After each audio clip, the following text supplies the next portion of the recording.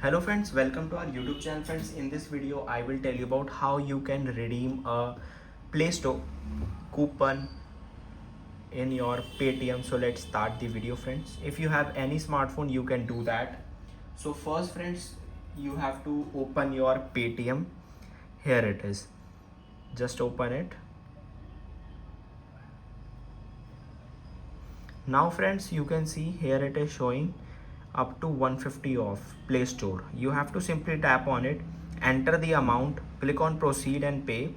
So you will see here are all the things are here. 2% discount and 1000 on minimum recharge of 1000 you will get discount of 150, and on minimum recharge of 200 you will get maximum discount of 100 rupees.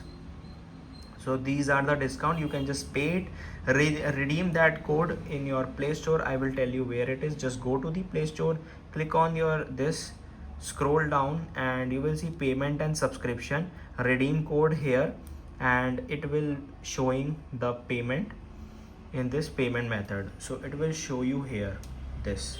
I hope you like this video. Thanks for watching.